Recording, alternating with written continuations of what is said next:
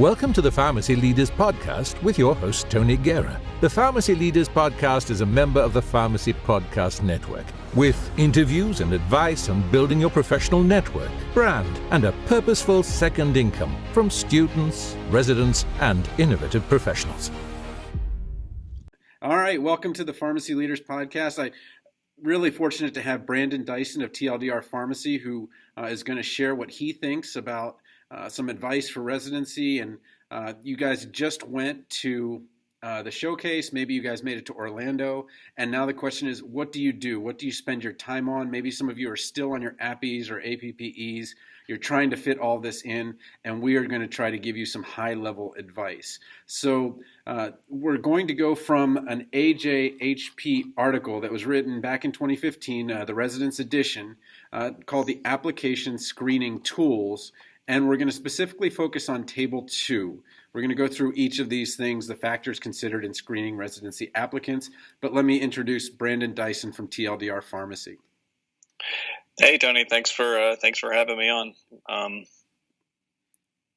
Yeah, let's do it. I'm not sure. Man. I basically brought on words. Let's get this done. Right? Let's do it.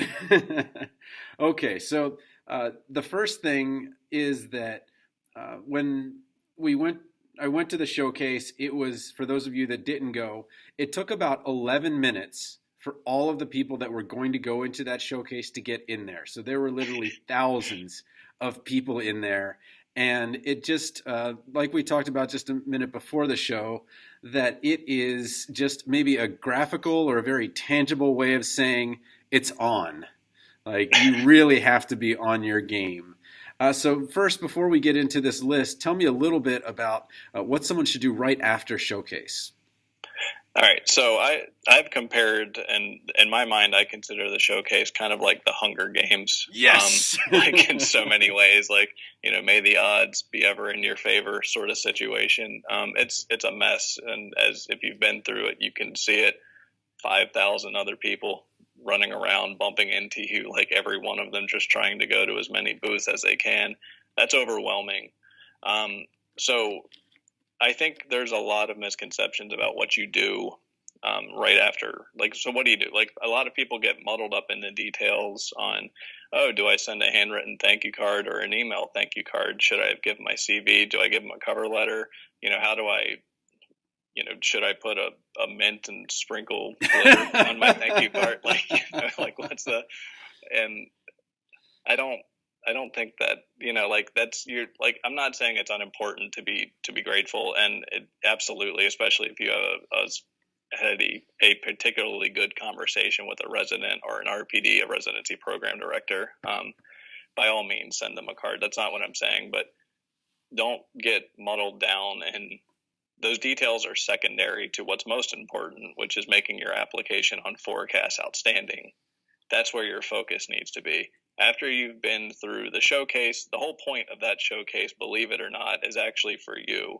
They're not, and I don't mean this to sound mean, but they're not going to remember you because there's 5,000 other people that look just like you that they just saw, right? Yeah. So this is for you to determine.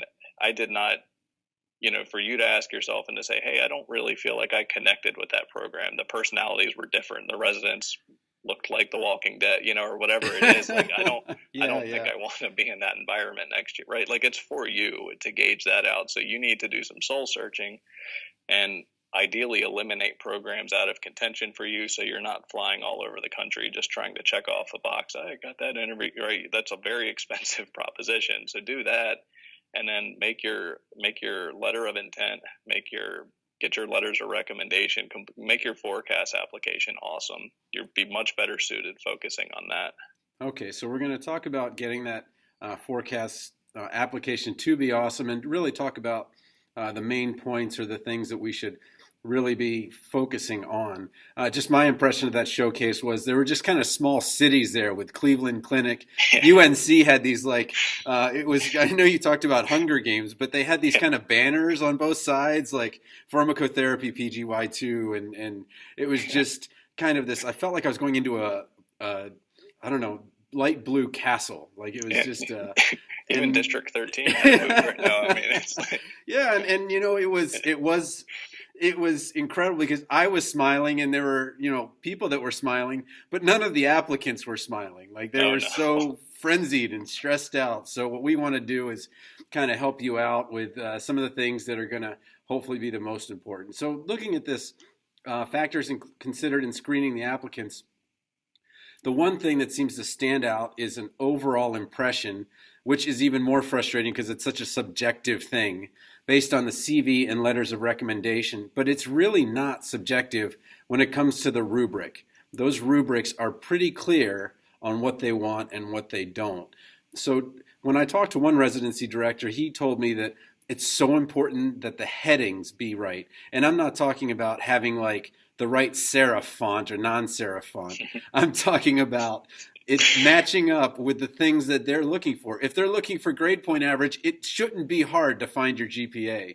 It shouldn't be hard to find volunteer or awards. Don't get too clever with things like, I think professional activities makes it really difficult. They're looking for certain things. So tell me a little bit about what those, first of all, those titles should be, Brandon, that they should have on their CV. All right. Yeah, no, that's an awesome question. I love the idea of like ruling. Oh, he used Verdana. Courier new is not new. Like, the nerve of that guy. So, I mean, the way I look at a CV, like it's you as a student, it's difficult, right? Because you don't have that much, or at the very least, like there's not a lot to differentiate you between every other, all of you. Not all, but a lot of you have a great GPA, have leadership experience. You were secretary of your student chapter of APHA or whatever it is, right? Or you're a class officer. Many of you did a poster presentation last year at mid-year, right? So you've got a little bit of research. So like, in terms of how you prioritize it, what to put in the headings, I think the best way, just like think of it like a newspaper, or like if you were putting it as an ad in a magazine, you want the most important, like the highest impact stuff to go first. Again, this is not to sound mean, but your CV will probably get glanced at for all of 30 seconds by someone. So you have to catch their eye. And to Tony's point, like it doesn't matter if like what font you use specifically, but in some ways it kind of does, or at the very least, like you don't want it to stand out for the wrong reasons, right? Like you want to have it nicely formatted and you want to have appropriate amounts of white space. You don't want it to be like a 0.6 font, trying to cram in 20 bullet points. You want it to scan nicely. They're going to skim it and scan it. I commonly tell people like consider it's like a BuzzFeed post, right? Like they're just going to skim through it. Like it's, hey, here's 23 pictures of cats dressed up like pirates. Like it's like that's the kind of attention it's going to get. We're skimming through. We're going to see, okay, cool. They've worked as an intern at a Walgreens throughout. Cool. So they have relevant work experience. They're going to look at your rotations, oh, good. They did a critical care rotation. That was a hard, hey, I know that person. I went to school with them. I'm going to call that like that. It's like they're literally scanning through to find what highlights. I don't know that I fully agree with like whether how to word professional involvement. Like there's in general, right? There's work experience. There's, rotation schedule or like API rotations. You would probably put in your IPI rotations as a student because that's kind of all that you have. If you have work experience, excellent. If you have research or leadership experience, like you want to kind of highlight it, and obviously volunteer experience. I think you want to use those words. I don't think there's not but so many ways you can color that to make it. Yeah, I know where you're going with that. You have to say what it is to some degree, right? Like you don't want to like if you like professional involvement is somewhat vague, right? So you would do better to be like to say leadership experience if you in fact were a leader. If your idea of professional involvement is just that you paid the $10 like student fees for ASHP and for APHA and you did nothing, like it doesn't necessarily belong on your CV because it's not telling me anything. Yeah. They put down a membership in professional organizations. So maybe that you are part of the state and national organization, but then, they'll notice, the rubric will give more points to a leadership role. So maybe leadership role and membership are two separate pieces. that yes, they were a member, but then is it a national organization, local chapter, something like that? But I think that still doesn't speak to what I think they really, really care about, which is these letters of recommendation. So that CV is something they can control. Let's talk a little bit about letters of recommendation. I just filled them out today, so I'm not going to violate any whatever rules I'm supposed to not violate. I'm sure there are some by saying what's on there. But what I can say is that when you ask someone to do it and there are multiple sites, it auto-populates. So your recommendations and your notes for everything that you give to one person will auto-populate to the next. So if someone's applying, and I hear the average is 8 to 10 sites, that preceptor can do them all back to back to back to back. And there's one box that says, but for this site, what would you say differently based on your thoughts? So it's kind of set up really well in terms of that to do it. But I saw the deadline was like January 2nd, which is, or January 5th, and that is not far away. So tell me a little bit about how you would help a preceptor who maybe you're happy with them in the second block, and they're a big program, they have multiple people. How would you best prepare that recommender to fill out those detailed boxes? Okay, so for the right. You're saying for the student, how to help the student. Right. So okay. So the recommender has been given. Okay, I'm going to apply to 10 sites. You need to fill out 10 individual applications. The first one will The first one you have to fill out in its entirety. The second one will auto-populate except for one box. But all of this population and these notes that you say, okay, well, what was and I don't want to violate the spirit of it by saying what the questions were, but right. How is this person going to remember what you did during that residency? Right. So that APPE, sorry. Right. So one, like several things, right? Like one, make sure you pick the right people first and foremost to write your letter. If you're going for any sort of pharmacy practice-based residency, PGY1, you want at least 2 people that have direct hands-on experience with you doing patient care. If you're applying for like inpatient residencies, you want them to be inpatient people as much as possible, if possible. And same, if you were doing something more ambulatory.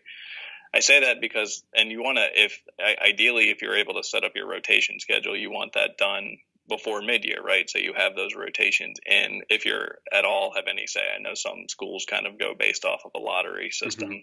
Mm-hmm. But anyway, to help out the people, so understand first off that it is a time commitment for a preceptor to write you a letter of recommendation. It takes, they're busy, we're busy people, and it takes a lot of time. So you want to make this as easy for them as possible. What I think is I've seen students do this, and like I wanted to, through the email, go and hug her, but like here's a list of things that we did. I gave this presentation when I was, on this topic, that we did these topic discussions.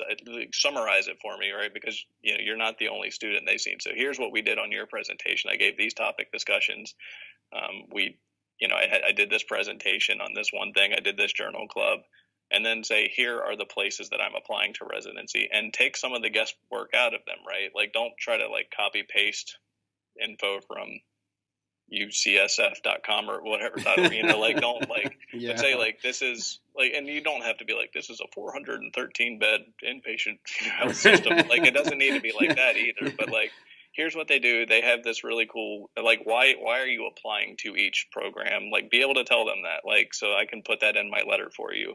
Like, do you want to do a PGY2 in infectious disease? Is that your end goal? And you really love that this PGY1 program has a early commit for their PGY2, and you really love the system and feel comfortable there, and yada, yada, yada. Like, excellent. I can speak to that. I can tailor my letter to do that for you. Do you have some other end goal? Do you want to follow this up with a fellowship and get into managed care? What is your end goal? And it can and should be different for each program that you're applying to. If you're just doing like the shotgun approach of I'm applying to 10 residencies because I want this checked off on my CV, and you're not helping, like that doesn't make me want to write you a letter very much either, right? Like, so kind of. Let me interject really quick with what you probably shouldn't do. So my fear is that in the haste of I have a deadline, so now I'm going to give this recommender a deadline, I'm going to send you an email with my CV as an attachment. And I feel like that would be bad. I agree. I'm okay. I actually ask for the CV if someone asks me to write a letter just so I can skim through it. But the best of the best summarize the important points, especially they, remind me, unless like it's most people that have asked me like had just done a rotation with me or spent some block of time with me. So it's obviously a little bit more fresh in my mind. But if I saw someone on block one and they decided 3 months later, it's here's what we did. And here's, you can say, here's my CV attached for your reference, but don't, okay. I agree with you, like here's my CV, write me a letter. Yeah. Like that doesn't work. So if we're going to keep with the movie references, we're Jerry Maguire now, right? Help me to help you. Yeah. Help me to help you.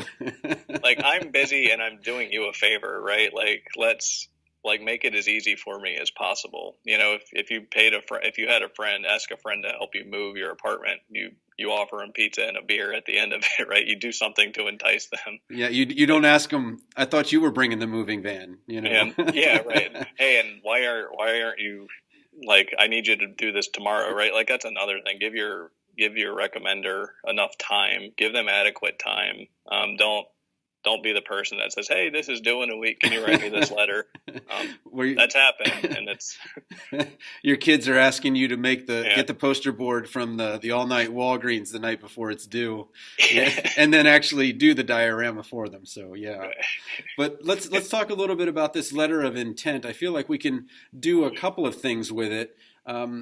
People, I think, call it a cover letter also, but I wonder if writing that letter of intent before you ask for the letters of recommendation, and I'm not talking about a way to push it off, but that so that and you have articulated to yourself why you're going to each of these. So I wonder if those letter of intents can maybe serve a dual purpose? Yeah, I 100% agree with that. Your letter of intent is part soul searching for you and part, it's a sales letter. It's an advertisement, and you're the product. Is kind of how I describe it. Like, and that also is only going to get 30 seconds, and it's hard because like outside of your application to pharmacy school, you've probably never done one of these before. You probably had to write a personal statement, maybe for college or something, but for a job, for a residency, like you're not accustomed. Most places don't require that you do that. As your high school and college jobs, being a service clerk at True Value. I certainly did not have to write a cover letter for that when I was 15. So you really I love that point, Tony. Like it's a great way for you to consolidate your thoughts on why you want to do this. And having that, if you've already gotten it made, then you can giving that to the person you're asking to write a letter, kind of going back just for a second to that, helps them, right? Like it's a measurement of, okay, this is what they're doing. I've got this information and now I can write this letter. Your cover letter, in my opinion, your letters of recommendation and your cover letter are far and away the two most important parts of your application, in my opinion. They're the two areas where you can clearly set yourself apart. I kind of said this with the CV, but your CV as a student, you're all more or less at equal footing. Like maybe you came in with a master's in public health or something, or maybe you got an MBA. Like I know. Actually, no, wait, they address that. So on this Likert scale of 1 to 5, most important to least, a degree in addition to pharmacy, a bachelor's or an MBA, is a 3.46. Versus a 1.44 for this overall impression. So you were actually right with your first point, a 1.89 and a 2.2 with letters of rec and letter of intent. Your additional degrees and then your work experience in community setting, obviously not for the community ones, but are the two least important. It's nice to know that somebody that got an MBA from Harvard, you still have a chance against them if you have solid letters of rec, solid letter of intent. So let's talk about maybe asking other people outside of the people that you're asking for the recommendation for help. Who would you lean into? So I'm helping a number of students with theirs. I actually have master's work in technical communication, and I have an undergrad in English. So I'm a good person to ask. But who do you normally ask for that kind of help? Writing isn't really something they stress all too much in pharmacy school. This kind of writing. And I think so. I think almost literally everyone like that's willing to do it for free for you. You should ask to review your cover letter to an extent. Like ask mentors. Like you've certainly established some relationship with a professor or two, or the dean or somebody like at your school. You've established something with them, or maybe it was a preceptor that you're not necessarily asking for a letter. Or maybe it's an upperclassman, right? Like someone that graduated a year or two before you that you're friends with, that you're cool with. But I love what you said with your degrees in communication and English. And it's a pet peeve almost of mine, but it seems like, I don't know where we picked this up as a profession, but all we do is we load up our letters of intent and most of the communication we do with these $1 million, meaningless corporate buzzwords. Yeah. I'm looking for a dynamic experience in the progressive field of pharmacy. And you're like, what does that mean? You want a residency. You're looking, want PGY1. Awesome. I got 7 letters, or 8 letters, what you did in 10, 2 sentences. Yeah. Right. Right. You don't want it to be like Twitter, right? You don't be limited to 100 or 2 when they increased it now, right? Yeah. They doubled it. You doubled it. Yeah. So look at that, expansive. But so you don't want it to be that, but you sound like everyone else. I think what a lot of people do, I mentioned that, we don't have a lot of experience as students, doing cover letters, doing letters of intent. So you probably Google, pharmacy letter of intent and you find templates. There's ASHP's got one. I know UCSF has one, right there at the top. And here's a great format. Yeah. And tell a story, make a point. That's what you got to do. That's it. Make it resonate. Sound like you. It's an extension of you. It has to be you. You don't need to be welling up with tears or anything like that. It doesn't necessarily I knew that I wanted to do this when my grandmother. It doesn't have to be like that, but it's got to be you. It has to sound like you, and it has to be interesting to read. If it's a whole bunch of buzzwords that are corporate speak, that it looks like you took the ASHP template and just inserted your own details, that's what everyone else did. And so now your cover letter looks the same as everyone else's. Well, tell me a little bit about how you would incorporate a story. So for those of you that haven't read his stuff, it's not only really helpful, but it's funny. It's just, I'm not going to say humorous. We're not going to 25 cent it. It's just funny, and it's entertaining, and it's engaging. And how would you, what we're trying to do though is trying to do professionally engaging. And what does that mean? How can we use maybe a patient case or something that really resonated? That's something that's tangible. How do we make that story tangible, I guess is what I'm asking. Were there some maybe ones that you've seen in the past, like you say that, wow, I really remembered this and this and this because of this? I think the best ones in my mind, and this should go without saying, but I'll say it. You need a different cover letter for every place that you're interviewing or that you're applying to. You can have a lot of the same details, but you have to tweak it. Your point of this letter of intent, I'm using cover letter and letter of intent interchangeably too, by the way. So sorry if I'm confusing you with that. But the point of this is to describe why you want that specific residency, why you want to do a residency, and why you want that specific residency, and to a certain extent what your long-term goals are.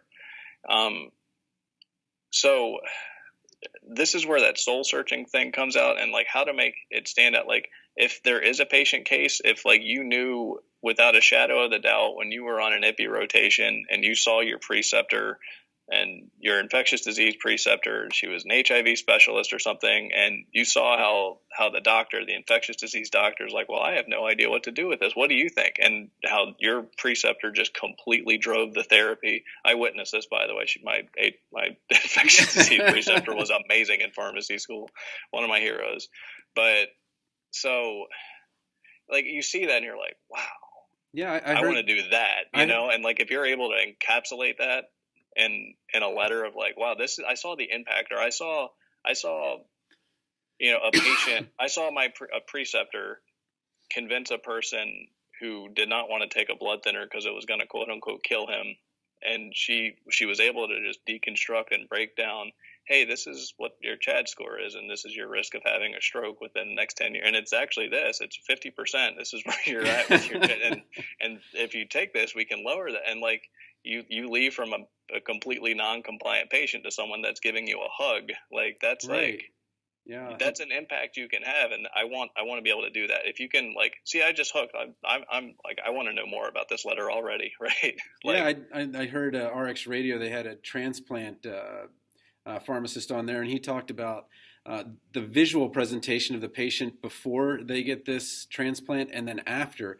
And, when you're looking at a paper case study or a NAPLEX studying and things like that, you say, okay, transplant patient comes in for liver transplant, but you don't think, wow, they had a failing organ, were about to die, and now they have a working organ, and how that impacted their life and things like that. And I think if you can, I'm just concerned that a lot of students are going to talk in generalizations to try to be broad, but I think this is the time, and I agree with you, that this is why letter of intent is number 3 on this list, where you're saying, look, this is why I want to be here. This is why I want to do this thing. This is why I'm not better than, but maybe the best fit out of the 40, 50. I mean, Hopkins is like, 200 for 6 spots or 300 for 6 spots. I think Maryland was 300 for 6 spots. So, it's I think maybe students need to get out of their heads that numerical grade point average. That's somewhere in the middle,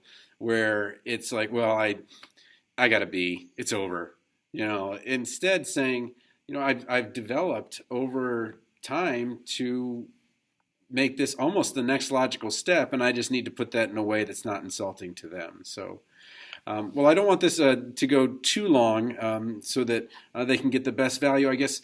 Tell me a little bit about the free resources you have, because right now TLDR has 2 pretty good blog posts right on the front page.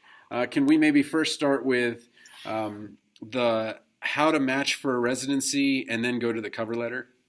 Yeah, absolutely. So, and also really briefly, when you sign up if you decide to sign up for our email list at tldrpharmacy.com, one of the freebies we give you is actually a compiled rubric, just like every residency program uses to evaluate you. So that's completely free. It's yours. We compiled that based off of, we pulled together as many as we could get our hands on, basically actual rubrics. These are the things that these actual programs are using to evaluate you. And we put them all together, and we give you best tips on, okay, here's how you improve your score in this section. Here's what you do here. Not every program even looks at GPA. So to Tony's point, like some do, some don't. It's obviously better to have a good GPA than a not, but it's not the end of the world if you get a B.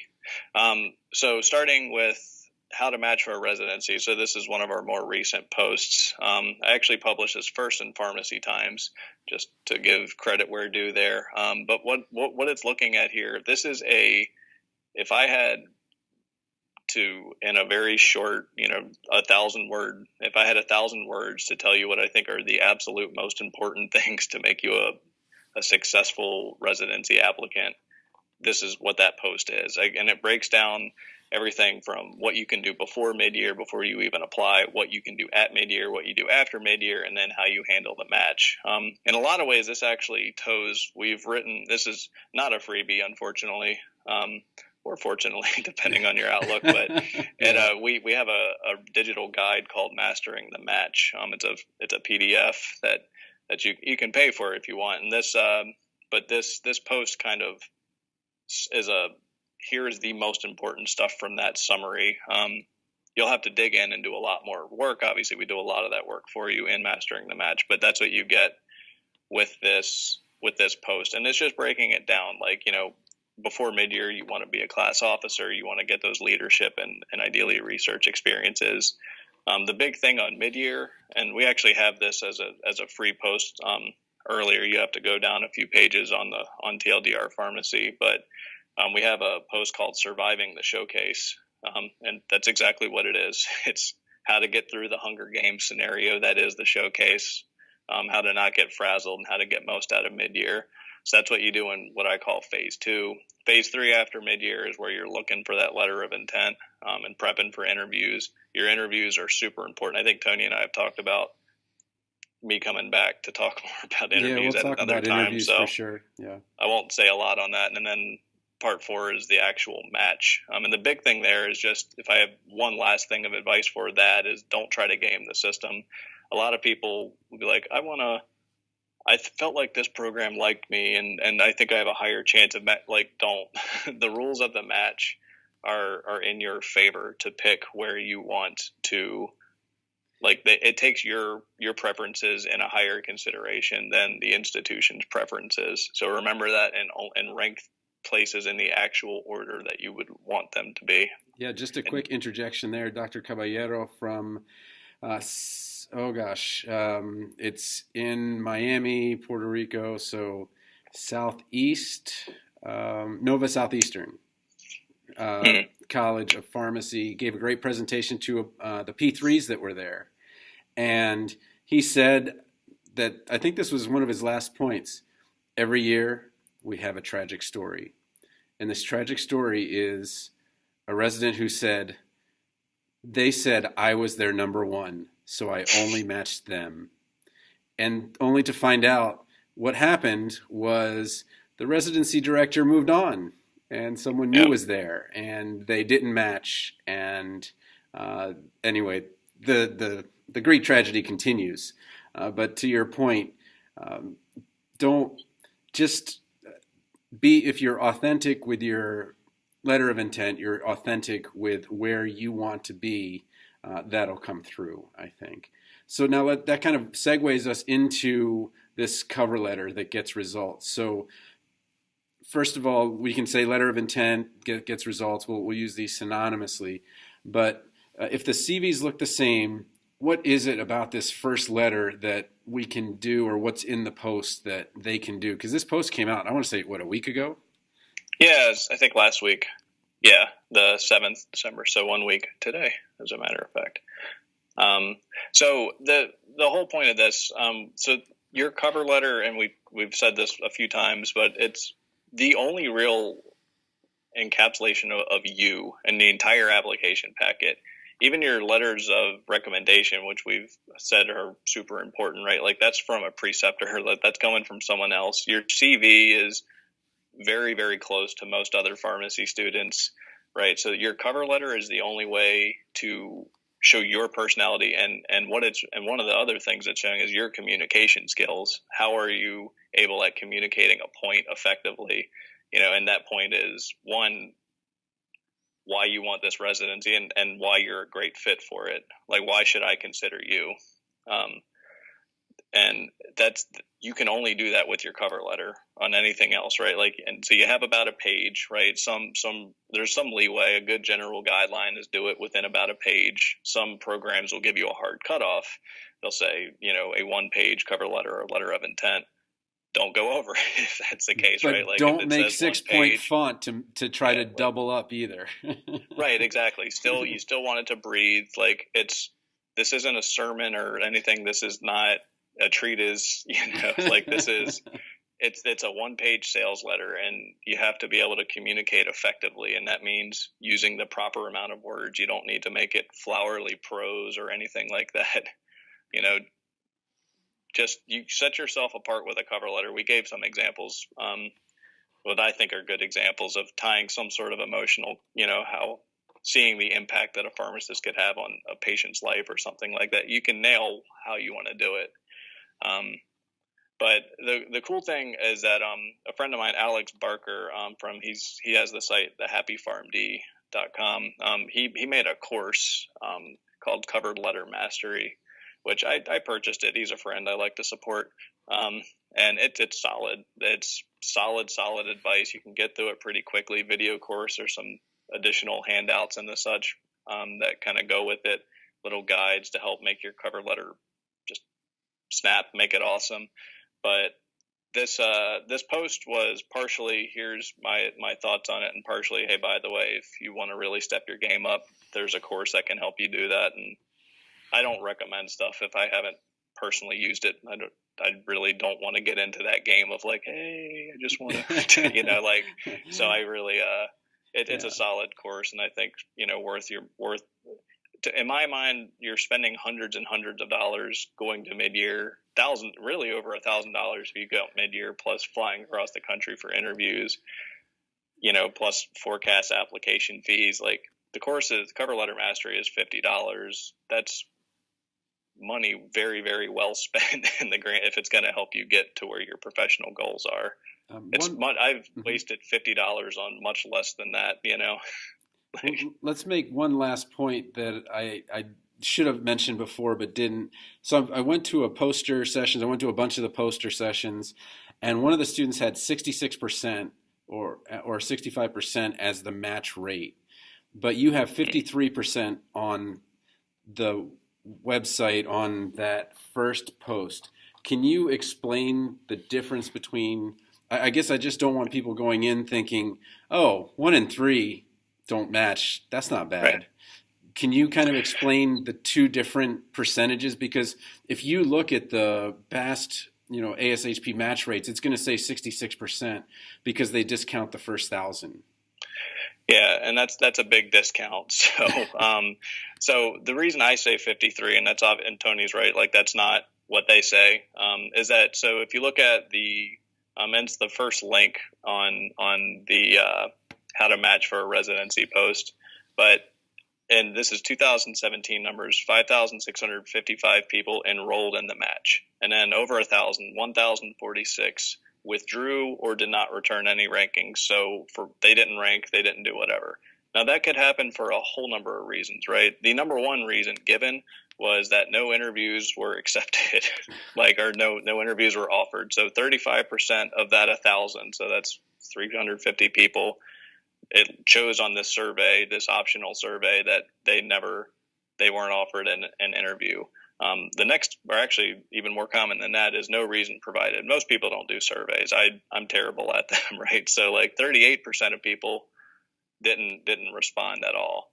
And then you're looking at 12% that obtained a position. Maybe they got, they decided they got an offer from CVS or some other place, and then no reason for 14%.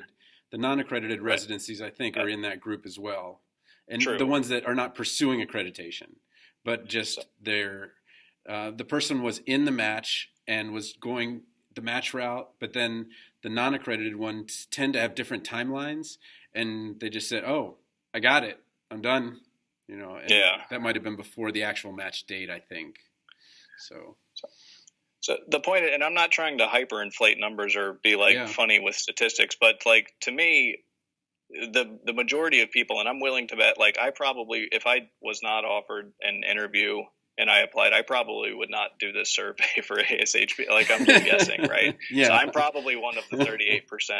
So I'm willing to bet that there's a lot of other people that fit that too, right? So I think, to me, not getting offered an interview is the same thing as not matching. And so I think that you have to include this extra 1,000 people. Think of it like an intention to treat analysis, in statistics, right? Yeah. They entered their intention was to match for residency, and they withdrew from the study for one reason or another. But, if this was an intention to treat, study for a drug, and 1,000 people dropped out because of intolerable side effects, you would want to know that. Right. Yeah. So, okay. Well, let me just finish by saying, we are here at 9:00. Brandon, I appreciate you coming on. I know you're a little sick from your son, being a little under the weather. Struggle is real. The struggle is real, yeah. And then I've got 3 kiddos of my own, and our dog is overnight at the vet's, so they're a little bit disappointed. So again, we're just trying to help you guys out. We're exhausted. We know you guys are exhausted, but hopefully some of this helps. Is there anything else you wanted to add that maybe I missed, Brandon? Not really. I think for what we were doing tonight, I think I just really reemphasize very quickly, don't get caught up in details that are less important, like, written thank you card versus email thank you or anything like that, right? Focus on making yourself the best applicant possible, and that's your path to success. That won't change no matter whatever tactic of the month is in. Okay, well, sounds good. And what we'll do is maybe in a couple weeks we'll put up another episode talking about the interview. I was on admissions for pharmacy school, and then I've seen the process on the residency side, and then I know that Brandon has some experience too, so we'll be able to give you some tips. And I know that there's a lot of anxiety in all of this, and the one piece of advice that I heard was that rather than try to suppress anxiety, you should find a way to create it as maybe more energetic or let it be energy or something like that. So, but I'm fading. Brandon, I appreciate you being on. So thanks again for being on the Pharmacy Leaders Podcast. Yeah, thank you, Tony. Hey, what up? This is Brandon Dyson from TLDRpharmacy.com. Why am I interrupting you in the middle of this excellent podcast? Because as soon as you're finished with it, I want you to come to my website, obviously. At TLDRpharmacy.com, you'll find a whole boatload of free clinical guides and cheat sheets. They'll save you hours of time, and they'll make learning pharmacy easy. And also, look, our guides are fun. Whether you're a student or a practicing pharmacist, you'll enjoy reading them, I promise. Check out TLDRpharmacy.com and get better at pharmacy. Support for this episode comes from Goodnight Pharmacology. 350 brand and generic name drugs with classifications, a leading resource for students in the United States, United Kingdom, and Australia. Print, ebook, and audiobook available on Audible, iTunes, and Amazon.com. Thank you for listening to the Pharmacy Leaders Podcast with your host, Tony Guerra. Be sure to share the show with the hashtag #PharmacyLeaders.